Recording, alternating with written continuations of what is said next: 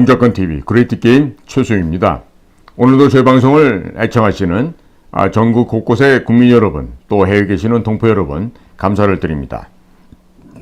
제가 오늘 전해드릴 말씀은 육사 애국 포럼, 해병대 전후 애국기동단, 사단법인 밝은 미래운동본부에서 5.18 정신을 헌법에 수록하는 것은 절대로 불가하다고 하는 이 공문을 국민 여러분들과 함께 공유하고자 합니다. 발시는 육사 애국 포럼의 2개 단체로 되어 있고, 제목은 5.18 정신 헌법 전문수록 반대 의견서 제출입니다. 거기에 수록된 보훈부 장관 박정관 앞으로 수신처가 되어 있는데, 이 공문 내용을 제가 한번 국민 여러분들께 알려드리고자 합니다. 우선 현황입니다. 첫째, 대통령실 5.18 헌법 전문 수록 공약 변함없다고 발표. 5.18 논란은 현대사 규정의 중심 이슈로서 국민 합의를 거쳐야 할 무거운 주제입니다. 5.18 정신 헌법 전문 수록이 대통령의 대선 공약이 이었다 하더라도 공약대로 확정할 수는 없는 사안이고, 실제로 우파 대통령 선거 공약이라 해서 우파 대통령이 목숨 걸고 지켜야 하는 것도 아니며, 더욱이 우리가 지지하는 대통령의 공약이라 해서 우리가 꼬리를 내릴 사안도 아닙니다. 전체 국민의 동의와 합의 없이 수록한다면 큰 저항을 불러올 수도 있습니다. 2. 5.18은 제주 4.3 폭동과 전개 과정이 유사한 폭동. 5.18은 박정희 대통령 사후 혼란기에 김일성의 지령을 받은 북계군이 광주에 침투하여 고정간첩과 합세하여 북계군이 광주에 침투해서 그 고정간첩들과 함께 유언별을 조성하고 무기고와 군수공장을 공격하여 무기와 장갑차 등을 탈취한 후 군과 경찰, 시민을 무차별 학살한 비극이다. 제주 4.3 폭동처럼 김일성 지령과 현지 고첩이 합세한 공통점이 많다.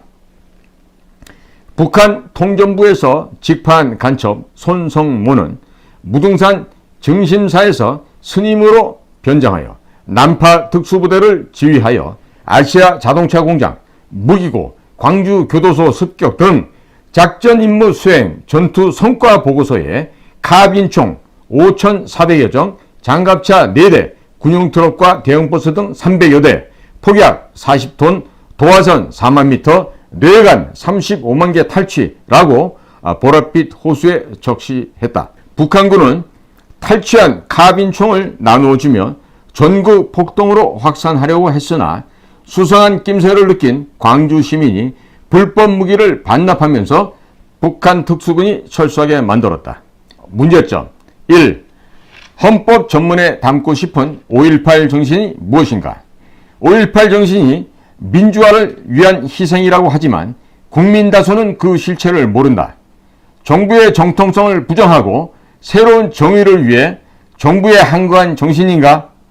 5.18을 나쁘게 언급한다면 사법 처리하는 악법을 제정하여 지만원 박사 등 양심학자마저 옥죄고 있어 5.18 정신이 정의를 위해 항거한 정신이 아닌 것은 분명해 보인다.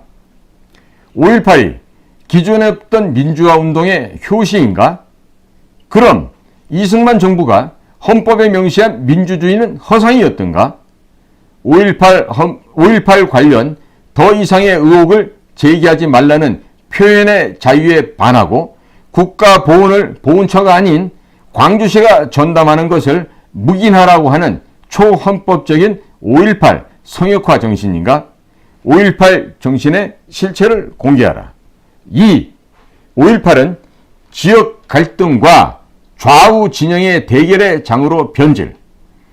김영삼 대통령 시절 기존 5.18 판결을 무시하고 5.18 특별법을 제정, 폭동이 민주화로 둔갑했고 진압 군대가 국민을 살해한 반역자로 둔갑시켜 국시와 국가 정의가 실종되고 5.18 유공자와 유가족은 가산점의 명분하에 모든 시험과 직장에 특혜를 받아 심각한 구직 갈등을 초래했다. 우리는 윤석열 정부를 응원하면서 혁신적 성공을 기대하기에 아래와 같은 개선안을 제안합니다. 개선안 1. 5.18 정신 헌법 전문 수록을 기어이 하려면 5.18 진상규명부터 하라. 5.18은 한국 현대사에서 6.25 전쟁 다음으로 슬픈 참극이다. 6.25 전쟁이 세계 자유진영과 공산진영 간의 체제 충돌이었다면 5.18은 국가와 광주, 계엄군과 시민군 간의 충돌 사건이다. 충돌의 당사자들이 아직 살아있는데 헌법 전문에 5.18 정신을 수록한다면 방송국을 불태우고 무기고를 털어 교도소를 공격하고 국군에 항적한 시민군은 헌법 정신으로 승격되고 국가의 명령을 받고 폭동을 진압한 계엄군은 반역자로 추락한다. 진상규명상임위원회가 특정 단체의 반발이 두려워 진실을 은폐하고 공정성을 의심받는 상태에서 발표한다면 누구도 5.18을 민주화 운동으로 인정하지 않을 것이고 5.18 정신은 도출할 수 없다. 진실 규명은 힘의 대결이 아니라 과학적 접근과 녹음 청취를 통해 발굴한 진실만 공표하고 국민 다수가 5.18 정신에 동의할 때까지 5.18 정신 헌법 전문 수록을 제고하라. 2. 대선 공약을 지키고 진정한 국민 화합을 원한다면 광주시가 관리하는 5.18 유공자 정보를 보훈부로 전부 이관하고 유공자 공적서 공개로 진짜 유공자와 가짜 유공자를 분별, 정리하는 특별 조치를 하라. 3. 국회는 5.18 진상규명 전에 성급하게 발의한 5.18 왜곡 처벌법을 폐기하라. 진상규명 전에는 누구도 5.18에 대해서 자신들의 생각과 제한된 정보만 갖고서 단정해서는 안 된다. 그러나 5.18 왜곡 처벌법은 진실, 진단도 하기 전에 처방전을 내린 모순을 범하였고 5.18 관련 표현의 자유와 알 권리를 침해하였다.